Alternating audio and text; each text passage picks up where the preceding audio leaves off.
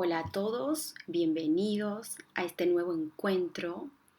Bueno, en el día de hoy abordaremos el tema de los grupos en las organizaciones y estos grupos se distinguen de cualquier otra clase de grupos que se reúnen en lugares públicos, en cualquier otro tipo de circunstancias, como en las plazas, en los conciertos, en festividades.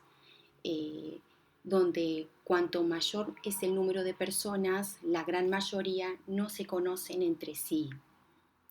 Pero, sin embargo, cuando en un grupo sus miembros guardan una relación mutua, estamos hablando de que pertenecen a un mismo ámbito y que comparten una identidad en común, ¿sí? Entonces se van a organizar en base a tres características principales en torno a normas o reglas y expectativas que los miembros siguen de forma tanto implícita como explícita. Significa que pueden ser dadas por hecho o dadas por sentado o tomarlas como obviedades o darlas por sobreentendidas en el primer caso, cuando son implícitas. Y en el segundo caso, de forma explícita, son reglas que se expresan oralmente, son comunicadas, conversadas entre sí. Y además, todo grupo posee roles, quiere decir distintas funciones o papeles que deberán desempeñar cada uno desde el lugar que le toque. ¿Sí? Por último, se van a caracterizar estos grupos en mantener relaciones. Me refiero a ciertas pautas de interacción en cuanto a gustos, diferencias, prestigio, estatus, etc. Bien, entonces, la importancia de los grupos en las organizaciones radica en que son útiles para moderar y mejorar la toma de decisiones. Por ejemplo, en los casos como en los comités o en los jurados se puede ver esto claramente, ¿sí? Sin embargo, las desventajas que se pueden apreciar es que exista un cierto número pequeño de parcialidades en el grupo que puedan interferir en la toma de decisiones efectivas, debido a las maneras polarizadas de percibir determinadas situaciones de cambio que obligan a asumir un riesgo y riesgos que muchos no están dispuestos a asumir y se aferran a sus propias visiones, inclusive pueden llegar a ser muy extremistas, por ejemplo, cuando se dan discusiones grupales. Es por eso que también suelen verse afectadas, según la organización de que se trate, tanto su rendimiento y productividad. Bien, entonces, podemos afirmar que todo el valor que se le dio a la calidad de los productos, la marca comercial o a la diferencia competitiva, todo eso queda subrogado al valor de sus empleados, al valor de sus recursos humanos, ¿sí?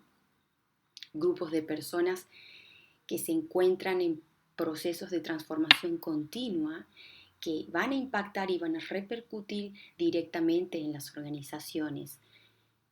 Y los desafíos para motivar al personal y retenerlo va a exigir grandes cantidades de esfuerzo por parte de las organizaciones que las van a llevar a generar y promover una perspectiva más holística, ¿sí?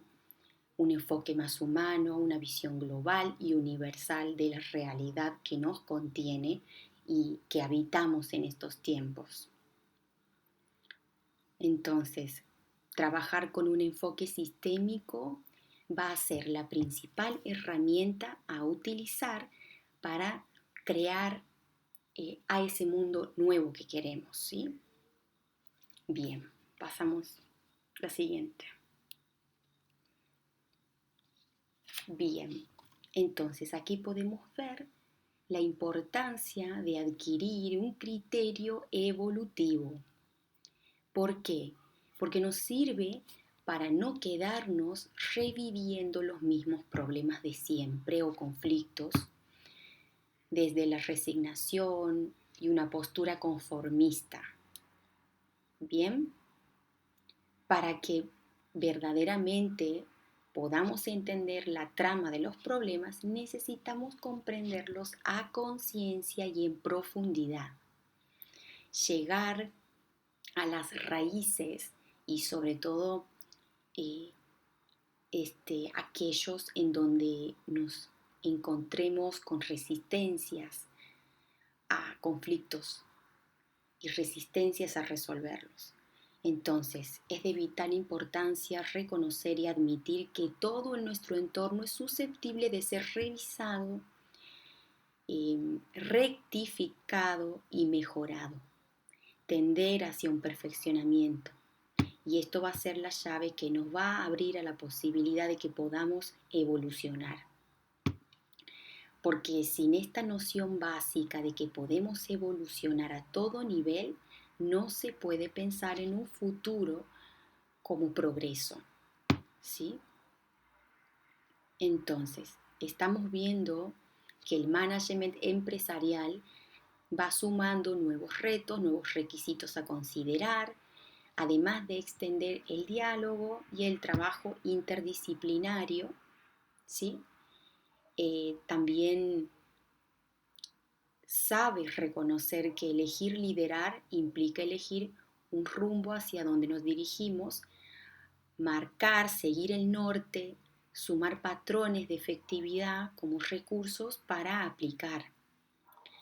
Y esto de la mano de una visión integral de la organización, va a incluir la capacitación permanente para anticiparse a los nuevos desafíos y escenarios. Y para eso no es suficiente con ser analíticos únicamente, sino que además desarrollar competencias sistémicas, transformarnos desde nuestro interior para encontrar de esa manera al líder que llevamos adentro y así ser capaces de integrar distintos puntos de vista al mío, aprender a cuestionarlo todo para así generar nuevas opciones y soluciones. Bien, entonces por esto mismo es que se hace indispensable de que cada uno de los miembros de un grupo que forman parte de una organización logren trabajarse a sí mismos y de esa manera ingresar en un proceso de autotransformación y de autoaprendizaje de forma constante, aportando valor al resto del grupo, del equipo del cual forma parte, ¿sí? Bien, pasamos a la siguiente. Entonces, en cuanto a los nuevos desafíos de todo líder coach en esta nueva empresa emergente, podemos decir que tanto la efectividad como el desempeño del equipo va a depender en gran medida de la emocionalidad del líder, la que proponga el líder, partiendo siempre desde su vivencia cotidiana, ¿sí? Esta va a ser la semilla para generar y contagiar al resto del equipo, construir la positividad, la conectividad y la expansión hacia lo nuevo a través de las metas asumidas por cada uno de los miembros del grupo, y esto va a dar como resultado altos niveles de desempeño. ¿Ok? Bien.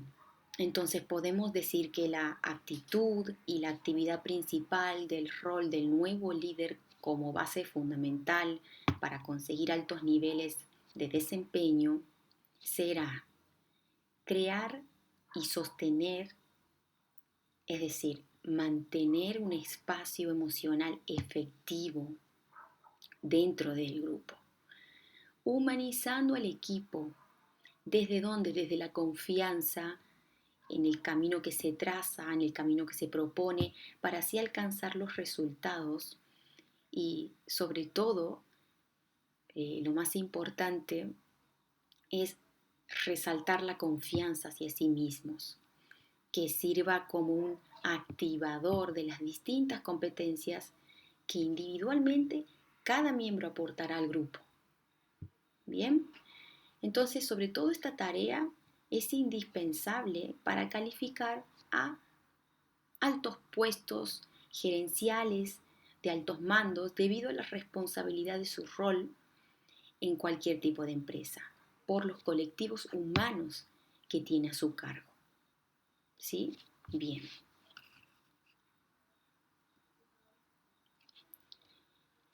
Bien, en esta diapositiva podemos ver que otro aspecto importante que debe ejercer un líder, además del trabajo personal constante de autoconocimiento, es el de tener una conciencia clara del mundo en general y de la realidad local en la que se mueve junto con su organización.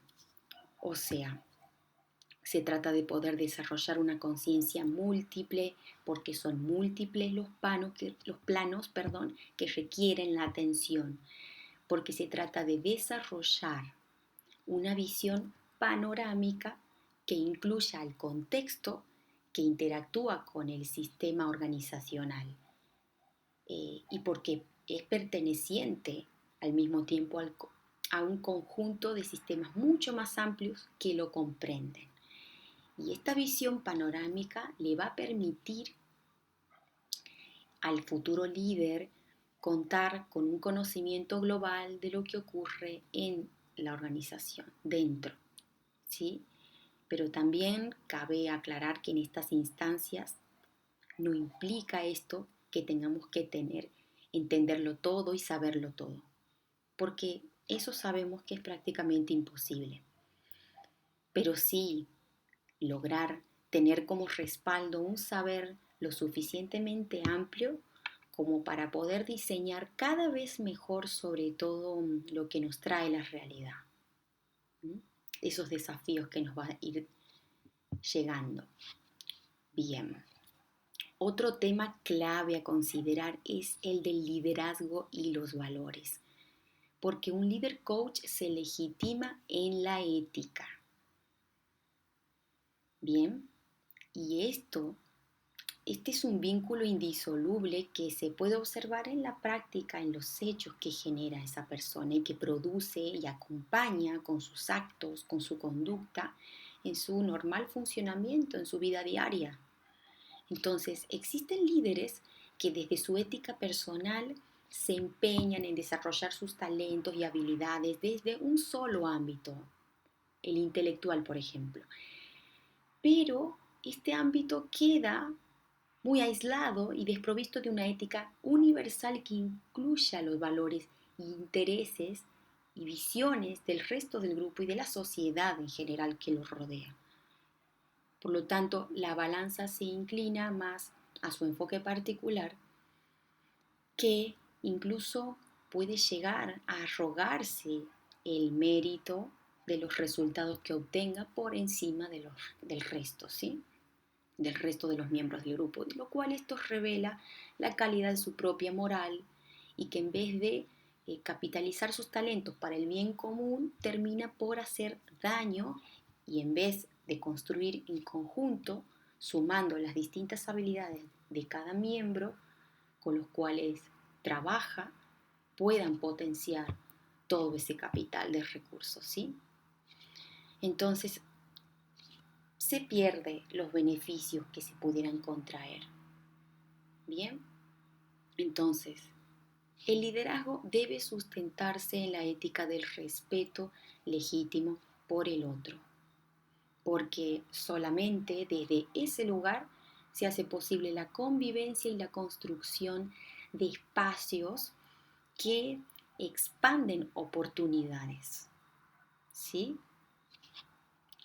Entonces, la ética basada en el respeto no incluye la falsa idea de la cultura, de ese famoso dicho todo vale, que es tan perjudicial para grupos y comunidades, donde prevalecen los actos delictivos, la inseguridad y la desconfianza entre los ciudadanos, sino que todo lo contrario.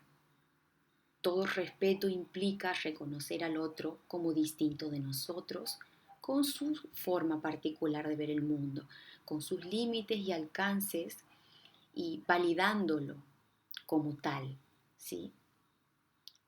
Entonces, las verdaderas transformaciones se producen desde un movimiento natural que va de adentro hacia afuera, porque además un líder coach, para ser capaz de facilitar la transformación del sistema en los que opera, primero debe partir, iniciar su propia transformación, como por ejemplo, a esto que menciono podemos ilustrarlo como el tener la pretensión de abrir las puertas con las mismas viejas llaves de siempre, ¿sí? Entonces los líderes a veces son vistos como genios, superdotados, figuras inalcanzables, idealizadas por el promedio de la gente, pero en realidad no son más que otro ser humano que se ha cultivado, se ha instruido y vive acorde a lo que predica, y que solamente debe ser tomado como fuente de inspiración, como un facilitador, un guía, un orientador, para que cada quien use los recursos que recibe para resolver sus propios problemas y también, por supuesto, su propio crecimiento. Bien, entonces, otro asunto a considerar al conformar a nuevos líderes es que las decisiones, así como el accionar de las personas, están condicionadas por diversos factores, pero los principales son los valores y su visión personal. Los valores son principios o prioridades que demuestran a qué realmente le estamos dando valor. Reflejan deseos, intereses propios, cosas que estamos dispuestos a invertir nuestras energías y nuestro tiempo para obtenerlos o mantenerlos como parte de nuestro estilo de vida, por ejemplo. Entonces, los valores nos van a revelar gran parte de nuestra personalidad, de nuestra visión personal que tenemos acerca del mundo y de la realidad. Por ende, va a ser difícil tomar decisiones acerca del trabajo, el esparcimiento, el hogar, las relaciones con los demás, sin saber qué es lo más importante para mí, para cada uno de nosotros, empezando por mí mismo, ¿sí?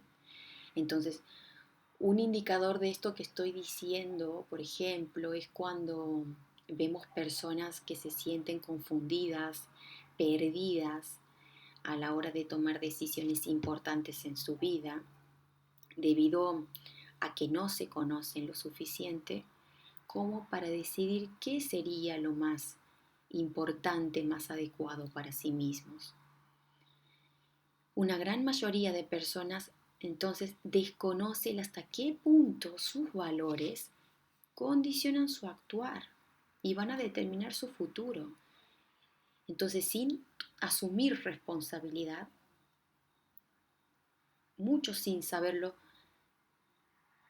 no se dan cuenta que tenemos el poder de influenciar a otros, compañeros de trabajo, amigos, padres, hijos, hermanos, etc. ¿Sí? Esto conduce a una cadena de condicionamientos inculcados que termina repercutiendo en la sociedad misma. Entonces, asumir responsabilidad de mi propia vida, de mi propio autodescubrimiento, autoconocimiento, va a ser muy crucial, ¿sí? Para poder desarrollar estas habilidades del nuevo líder, porque comúnmente si tenemos claro cuáles son los valores que adoptamos, pero resulta que a la hora de nombrarlos no sabemos ni cómo definirlos, eso ya eh, podemos tomar registro de que es un dato que necesita ser revisado, ¿sí? Para poder empezar a definirlos, nombrarlos y tener un diagnóstico, un panorama general, un por dónde empezar, ¿sí? Bueno, vamos a la siguiente diapo. ¿Qué vemos aquí? Un autor, Fred Kaufman, afirma que las personas tenemos al menos 5 pilares universales de los cuales se van a derivar todos los demás valores, ¿sí? Entonces, tenemos el pilar de la felicidad, la plenitud, la libertad, la paz y el amor. Bien, vamos a ver cada una de ellas, como por ejemplo en el caso de la felicidad. En primer lugar, va a depender del concepto que tengamos de ella y de revisar, aprendiendo a distinguir si a la felicidad la delego afuera, la enfoco en los resultados a obtener, por ejemplo, o a lo que quiero conseguir, a ver si la felicidad parte de una construcción propia o de una elección consciente en cada momento, en un movimiento desde adentro hacia afuera, con un enfoque en el proceso, en los pasos, no en el resultado, que por supuesto va a traer como consecuencia un resultado. Bueno, entonces, en el primer caso, por ejemplo, muchas veces no nos damos cuenta que poner la felicidad fuera de mí, como por ejemplo a una pareja, a la familia o a ciertos miembros de mi familia o de mi trabajo o a mis clientes o por seguir a la sociedad o a un equipo de fútbol o un equipo deportivo cualquiera, no nos damos cuenta que estamos condicionando nuestra felicidad y se la dejamos a cargo de los otros. De esa manera nos estamos desempoderando. Y también un factor, las distintas circunstancias tienen muchos factores cambiantes que también nos vamos a estar supeditando y vamos a estar permitiendo que seamos felices o infelices de a momentos, por temporadas, ¿sí? De una manera ciclotímica, podríamos decir. Entonces, ¿qué pasa con esto? Es que si nos dejamos llevar por lo que pasa afuera, en un nivel psíquico nos estamos fusionando con esa persona o esa situación como una proyección de mí mismo, de mí misma. Por lo tanto, no lo va a percibir como algo distinto o ajeno a sí mismo. Es un fenómeno que, por ejemplo, se ve en la psicología infantil, en la primera fase de relación simbiótica con su madre, que son como un solo ser, un solo cuerpo, una sola conciencia, una sola mente, ¿sí? Es un fenómeno muy común observar en esas primeras etapas de la psicología evolutiva infantil, ¿sí? Entonces, cuando a la felicidad la delegamos a factores externos, sobre todo cuando ponemos expectativas de cómo queremos que sean las cosas, y si no se dan como esperábamos, se nos cae el mundo y ahí no tardan en llegar los resentimientos, sentimientos de rabia, frustración, sentimientos de pérdida, miedos. Pero acá lo que podemos observar es que cuando estamos delegando en manos de otros las circunstancias, estamos delegando nuestro destino, perdemos el control y no tenemos la influencia sobre el resultado que produzcamos. Y eso nos va a producir temor inevitablemente y va a ir socavando de a poquito, gota a gota, nuestro propio valor personal. Va a ir minando de a poquito nuestra propia autoestima. Eso es lo fundamental a tener en cuenta. Muy distinto es al tener el enfoque puesto en el proceso, en mi día a día, en mi presente, instante a instante, sabiendo y tomando responsabilidad y determinación eh, en construir mi propia felicidad sin pretender que venga de otro para sentirme satisfecho, porque la mayoría de las veces no va a ser así. Y por supuesto va a tener que ver con los valores y creencias que albergo en mi interior y que debemos animarnos a mirar y a cuestionar, ¿sí? A conocer en profundidad esa estructura psicológica eh, que, me, que me guía, ¿sí? Entonces, el caso de la plenitud, entendida como un equilibrio interno y externo, ese sentimiento de pertenencia y entrega en total contacto con la naturaleza, en compromiso con la naturaleza, el contexto social, con los demás y conmigo mismo. Es este estado de armonía cuando todas esas esferas trabajan sincronizadamente, se conectan al unísono, ¿sí? Eh, Nos produce esa sensación de plenitud, de sentirnos plenos. Bien, en cuanto a la libertad, es un valor hoy en día fundamental que está siendo desafiado en el mundo entero. Estamos atravesando una pandemia a nivel global y esto resurge con mucha más fuerza hoy por hoy, con ese anhelo de libertad de expresión, libertad de conexión, libertad de circulación, libertad de poder trabajar, libertad de poder estudiar. Entonces, podemos definirla como aquello que implica la posibilidad de actuar según nuestro propio criterio, ¿sí?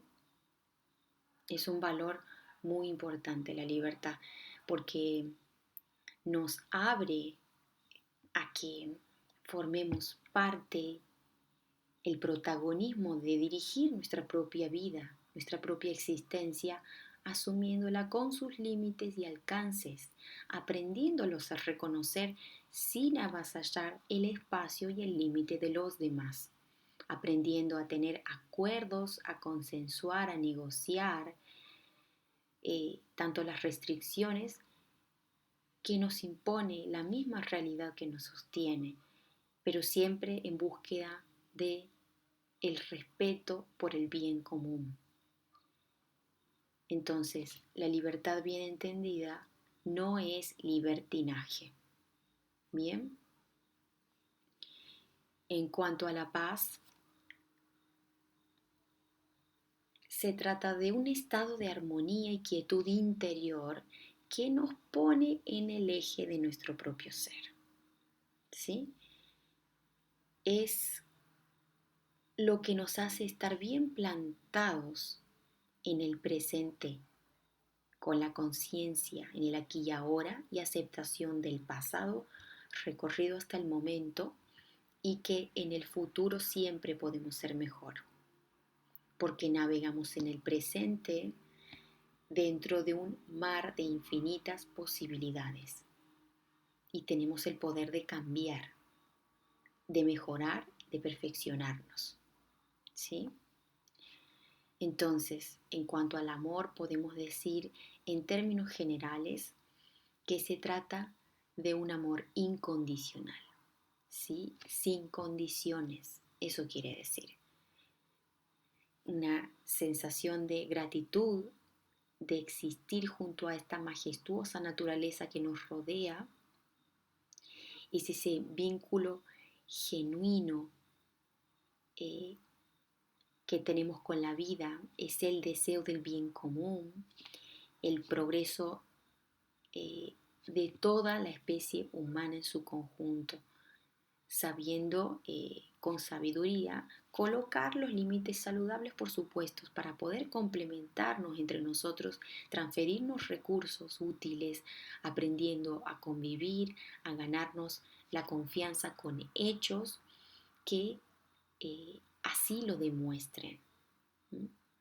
Entonces, podemos concluir que es mejor aprender a tener visión para no caer en el vicio, ¿ok? Porque la visión tiene un norte, funciona como un factor de motivación, puede y debe mejorarse y con el tiempo, una vez alcanzado los objetivos, metas que nos propongamos, también pueden modificarse sobre la marcha, ¿sí?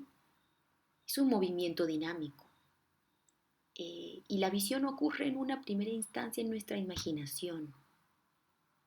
Es una construcción mental acerca de lo que deseo vivir a futuro, cómo me proyecto. Nos despierta pasión por comenzar algo nuevo, iniciar el camino. Y ese es el motor que nos impulsa eh, a atravesar cualquier adversidad futura, ¿sí? Por lo tanto, es muy distinto a caer en los vicios, porque se ha perdido el norte. En los vicios no hay visión, no hay propósito, no hay rumbo, el futuro se hace incierto y se busca un refugio, pero en el pasado, un pasado por demás idealizado y un futuro que se rechaza por percibirlo ajeno, hostil, amenazante, de una forma muy distorsionada. En cambio, la visión y la interpretación de la realidad, en estos casos, cuando estamos alineados a la vida, a la realidad, nos permite anticiparnos eh, y a construir todos los pasos que nos lleven a conseguir la meta propuesta o ese sueño cumplir.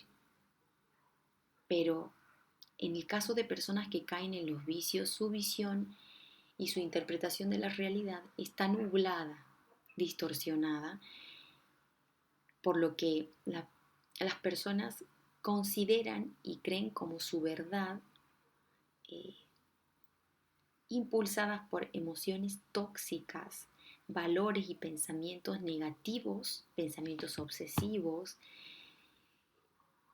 que va generando un círculo vicioso de sentimientos de desvalorización, caen en sentimientos eh, muy tóxicos, evitan entrar en conexión con su propio ser, con sus emociones, para no hacer contacto con esas heridas pendientes, rechazadas y no sanadas, viejos rencores del pasado, resentimientos. Lo más fácil y lo más común es relegarlas afuera, buscar echar la culpa afuera a otro, a cualquier otro factor, cualquier circunstancia, la sociedad, el gobierno, usando cualquier chivo expiatorio de turno sin poder tomar objetivamente la situación y permitir que ese hecho, esa situación me transforme mi forma de ver y percibir de otra manera, bajo un prisma distinto, un ángulo distinto a cómo veía y había catalogado esa situación en mi pasado. Entonces, eh, en un plano inconsciente, ¿qué sucede? Guardamos muchas veces bajo 7 llaves todo lo que reprimimos y rechazamos de nosotros mismos, todo lo que no nos gusta, eh, lo que se dice popularmente bajo la alfombra, guardamos bajo la alfombra y no nos permite crecer, no nos permite madurar, no va a permitir autosuperarnos. De esa manera no se va a poder trabajar en conjunto con otros y poder darnos la mejor versión de nosotros mismos y todas las habilidades y potenciales que tenemos por desarrollar. Eh, entonces, es una involución y no es una evolución, ¿sí? Bien, que estas reflexiones eh, puedan servirles de provecho para que podamos tener unas miradas y unos análisis y unas reflexiones cada vez más profundas y que a futuro nos puedan servir y podamos seguir sumando mucho más profundidad a estos conceptos y estos temas tan cruciales e importantes que los podemos siempre comprobar en nosotros y poder llevarlos a la práctica. Bueno, hasta aquí por hoy. Muchas gracias. Nos estamos viendo en el próximo encuentro, en la próxima entrega. Muchas gracias. Que se encuentren muy bien. Saludos. Saludos a todos. Chao, chao.